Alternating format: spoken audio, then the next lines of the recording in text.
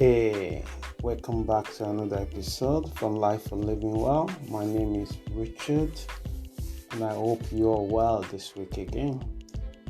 I carry on from the big topics we've been looking at for the last few weeks about the trait and the quality you find in emotional intelligent person, which we finished last week. So this week I'm looking in totally separate area, which I call the peace of mind.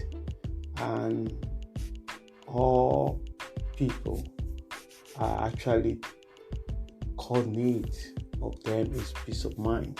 But the question is our mind is always peaceful? So before we get started, I quickly wanted to say that thank you for your support for this platform, for this channel. Thank you for your feedback and how we continue to improve it. And if you do have more questions, please feel free to write to me directly at richardanthony@lifeforlivingwell.com. And you can also send your email to hello@lifeforlivingwell.com. If you do decided to visit us on our website, where we have loads of resources for the community, you can check it out at www.lifeforlivingwell.com. So let's get started. I'm going to go straight to this particular topic without moving around too. So what are the benefits of peace of mind? Why peace of mind is very challenging right now in our life? And what happens when we don't experience peace of mind majority of the time in our life?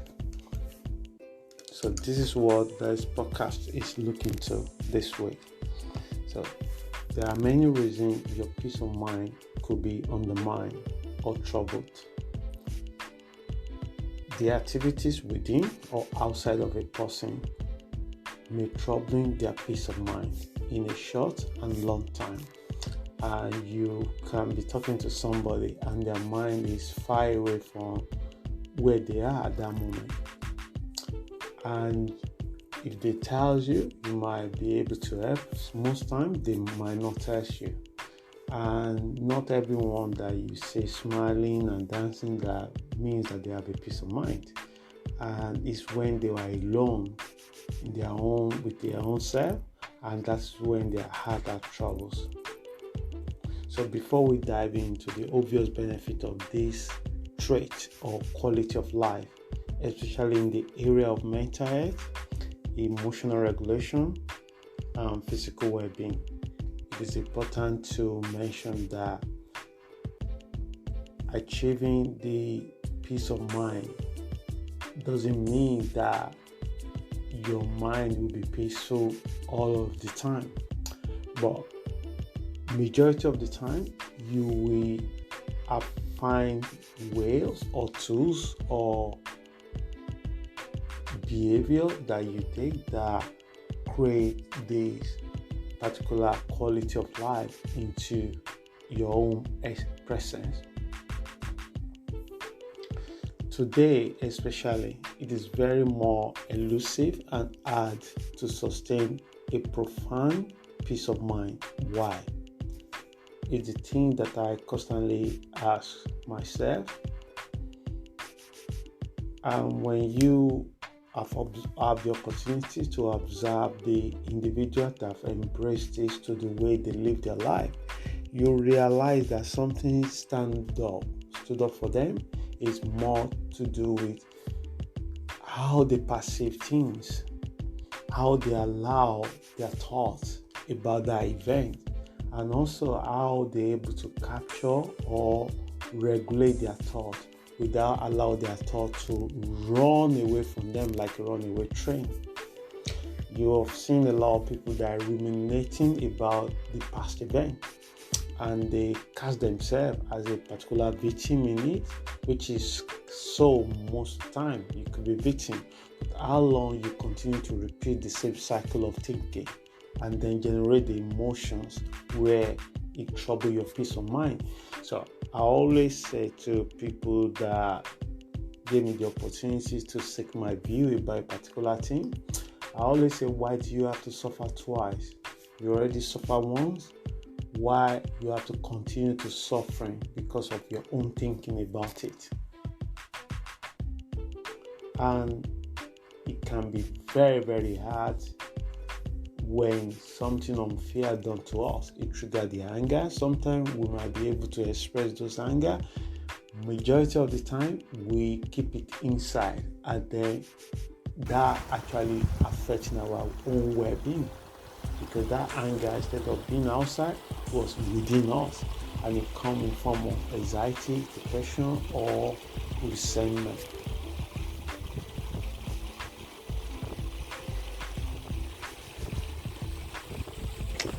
So today, it's even more elusive and hard to sustain a profound peace of mind because of the tendency for negativity, which is so immersed and surrounded us.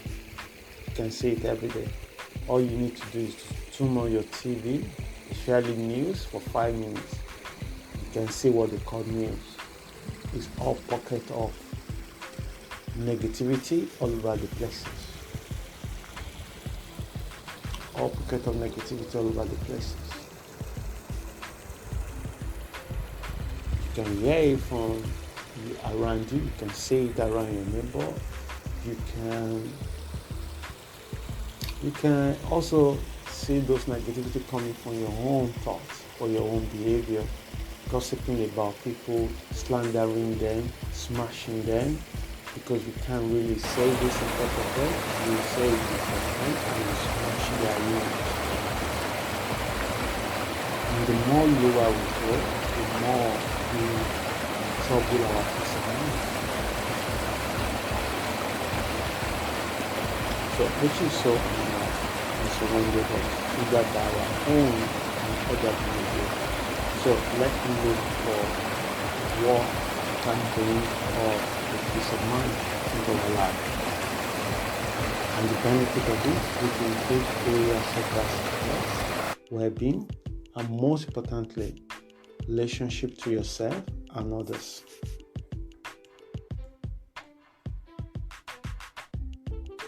I often wonder how someone think about past events or situations that they will find themselves, is how they will feel at the end.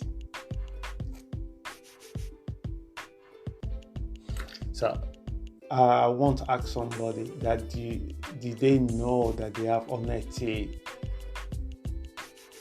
relationship with anger? But this individual never see themselves as an angry person, because they were so sweet, because they were so gentle, because they were so kind, they were so nice. But they were carrying emotions of things that have happened in their life in the last few years.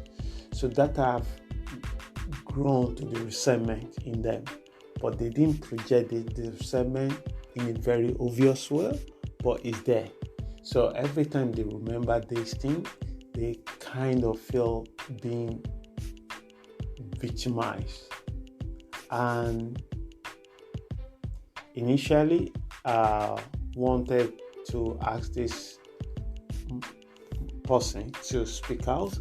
And so this client of mine is beginning to affect his marriages, his relationship with his children, and this pain, it was the pain that they carry from their own childhood with their mother. So he has this unhealthy relationship with his mom, and he couldn't forgive her.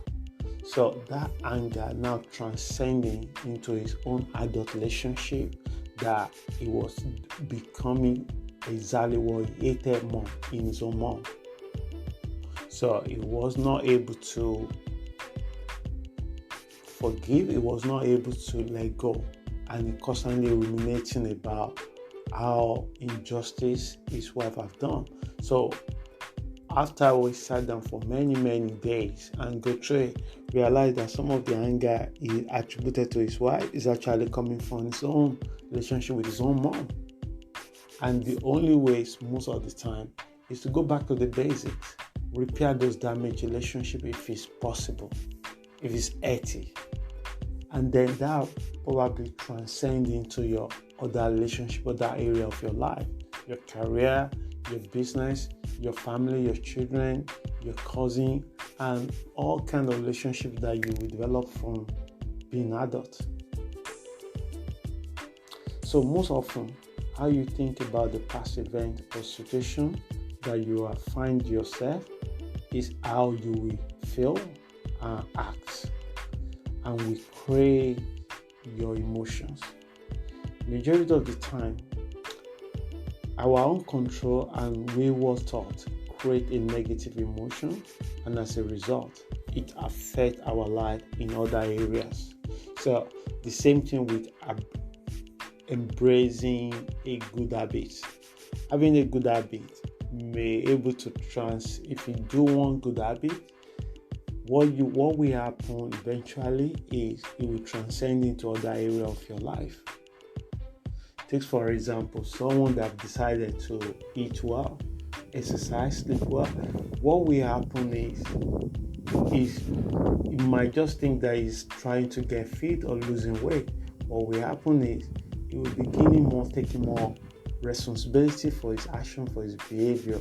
He might even wanted to see how he spend his money, how he spend his time, quality of friend that he have, but he won't know that because of one single action or behavior that is embraced is what transcends into other side of his life. Sometimes we don't need to change our old habit, we need to embrace a new one. And we don't need to embrace 10 different habits or do 20 or 40 things. We just need to do one good thing, one quality thing, and that transcends into other parts of our life. So, remember, how do we develop a peace of mind, and what are the benefits of peace of mind? And at the moment, I'm talking about why peace of mind is so difficult for a lot of people. Why in 24 hours people can only have a peace of mind for few hours or few minutes. Maybe they're watching film. Some people go to the cinema, they are not even there. They worry about the trouble they left at home or trouble that might come next week, even though they have no idea whether they will be here next week. So to be in the moment, to be in the present is a very challenging thing for them to accommodate or practice. So there are many other things that can lead to lack of peace of mind, but embracing peace of mind is simply to learn and to practice seeing things the way they are, not the way you want to see them. I was talking to someone the other day, and he was talking with passion, and his passion, because of his own nature, if you don't really know him properly, it come across that he was bitter and angry. But no, it just because it's his own nature. But what he was talking about, it was something that happened in the past, and he was talking how some people are minimizing his achievements, his hard work, his academic status. So I wanted to know how all those things are important to him, because that's how he defined himself, and that's where he is at this moment, and that is fine. And I said to him that, is it possible anyone minimizing your worth without your agreement with them? And he was puzzled with that question, and he couldn't answer it, because he realized that he have created so many different meaning of him, but he doesn't know yet who is him. But what he say is all those things. So what he normally do is to attack and create a war around him, and it's a very tiring process to go through. And what he actually wants is a peace of mind, and those peace of mind, he put everything outside of him, and that trouble how he felt about himself inside. So it's a very catch-22 things that every time you take one step, you take 3 steps backward. So there are many other things that can lead to lack of peace of mind. But to embrace peace of mind is simply to learn and to practice seeing things the way they are, not the way you want to see them. So this is the battle a lot of people are going through. They say it, but they didn't say it the way it is. They want to say it the way they want it. So there's a desire and there's ego and there's expectation. And when all those theories are in conflict or doesn't meet, what happened? We couldn't sleep. We have a sleepless night, we worry, we depressed, we feel angry because our expectations have been smashed. A great acceptance is required here. So if you don't have it yet, be positive and persistent. A great determination to focus on what you can control would encourage and grow this quality in you at the end. And one of my favorite prayer is, Lord, give me strength and courage to change the things I can change, and give me serenity of heart and peace of mind to accept the things I cannot change, and give me the wisdom to know the difference. And this, for me, this is a very powerful prayer, and it's more sound like a stoic as a philosophy, because we will do well when we know what is within our control and what is not within our control.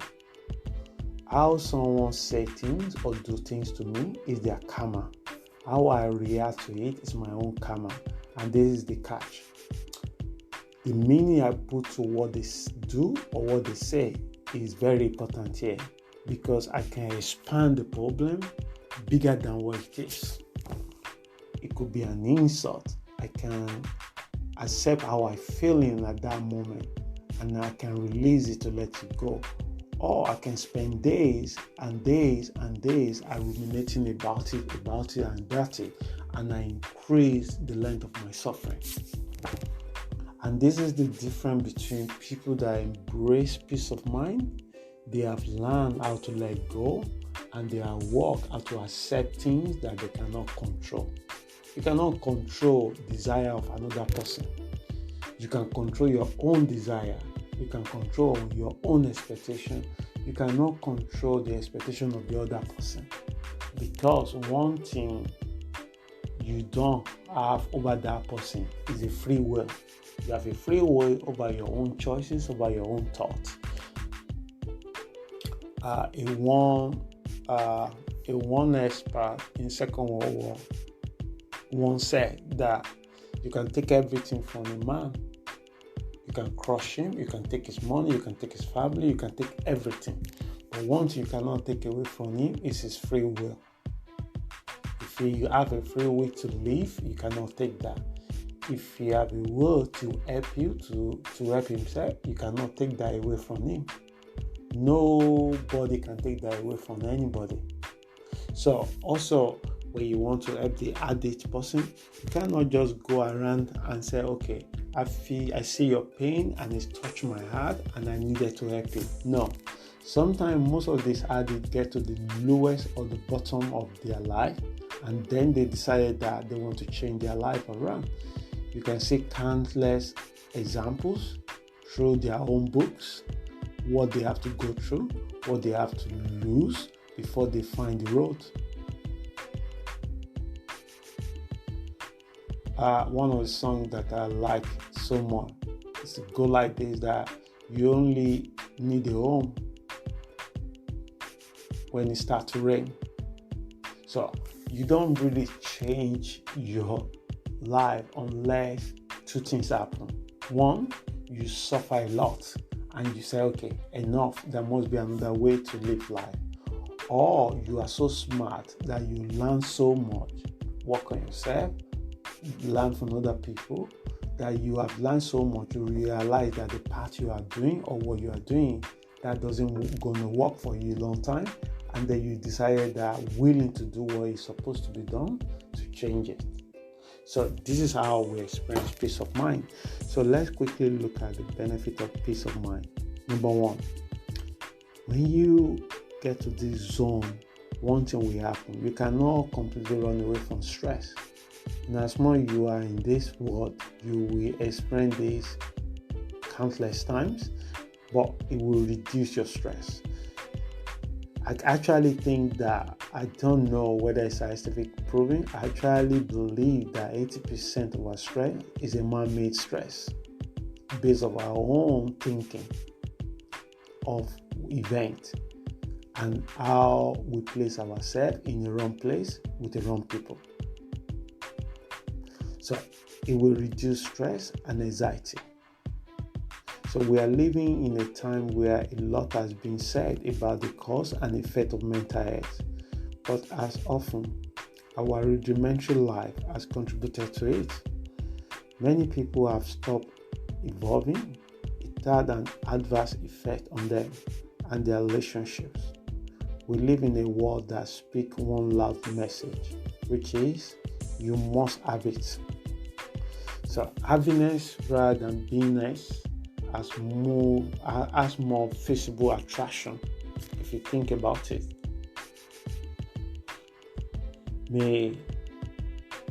And this explains why we are where we are right now.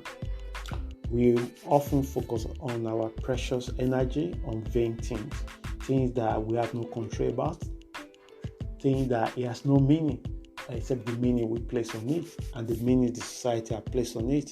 So think about popularity. What exactly is that? So once you become popular celebrity, you want to remain there. You want to even more continue to be in the present, that people continue to know you. So if you don't generate positive publicity anymore, you will not be hesitant to generate a negative one, not because you are willing to do it, but because your desire to remain popular will carry you to continue to do so. So the same thing, status and power. These are ideas, these are nice, these are good, but these are the things that are out of your control, because you have no power over the other people's will. So even when you get the power, someone's already looking out to display you from it. So you're becoming to do everything to keep yourself there. And these are the desire that is so vast. Once you have one, you want more, you want more, you want more. So you will never be satisfied, because there's no limit how much power you can acquire.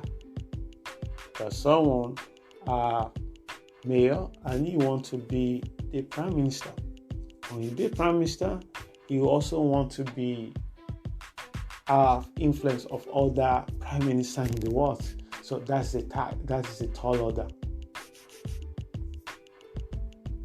So these desires are so wideless that many people have developed an insatiable desire that cannot be filled, and as a result, they suffer. People that have inner peace of mind are able to maintain their priority in a healthy way. They have reduced stress and anxiety. So how you want people to say you, what you want, all of these things will create a lot of stress in your life and anxiety. Someone once told me many years ago, said when she was single and she just coming out from a relationship of marriage of 8 years, I believe. And every time she talks to me, she always says she's going to be single forever. And I said, how do you know that you're going to be single forever? Do you know when you're going to die? Do you know how long you're supposed to live? She doesn't know answer to that, but she knows so sure that she's going to be single forever, because she's judging herself based on her past behavior in a relationship. She's based on herself, how long it takes to meet her husband and how long she's been single, and she thinks the same thing will happen. But 6 months later, she was in the relationship and she didn't remember she said that to me. So, and you can imagine how her thoughts are not helping her. they're actually expecting the worst case scenario, and then he just focus our mind into that. So he needed to be sure how things going to be. So number 2, quickly, because I'm running wide on this particular area today. Number 2, more patient, tolerant, and acceptance. These qualities are obvious benefit to yourself and others, which cannot be hidden. Major growth and real success require a great deal of patience to maintain persistence with assured confidence. This is a tall order in the face of criticism and rejection. Can you remain calm when people are minimizing your progress, your knowledge, when people obviously disarm you to not giving you the opportunity to grow or to advance in your career? Can you remain calm? That is very challenging and very tough, but you can. So because being calm will create a room for you to make the right decision, whether to improve your skills or change your environment or request for conversation with whoever they're doing whatever they're doing. But if you are panicking, if you are worried, if you are angry, you bound to escalate it beyond what it is, of what you perceive as injustice. You will meet a lot of people who are in different stages in their life. Some will work on themselves and some will not. So your tolerance will go a distance in relating with each kind of people. And this is so true, because you will not meet anyone like you. You will meet someone that also have different traits where they are in their life, and you still have to work with them. And you work with them in a way that it doesn't disturb your mental health, your peace of mind. Number 3, falling asleep easily. So have you ever wondered how some people are able to snooze off easily, that the moment they land in the bed, they're gone?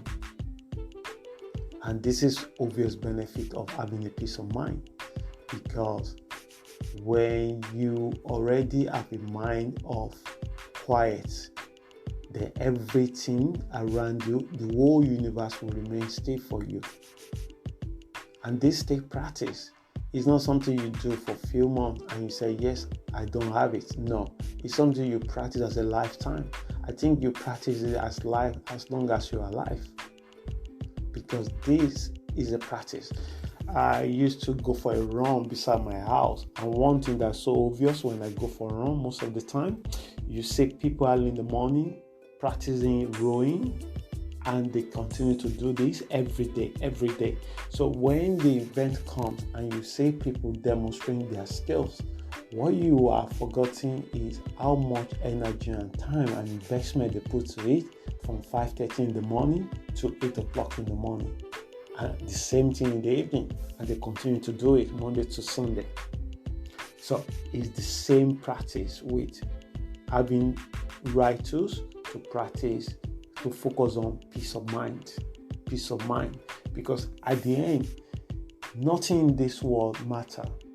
Children are important, but they are not the thing that brings complete joy into your life, that one day you come here, because children will grow up, they become adults, and they wanted to find their own path.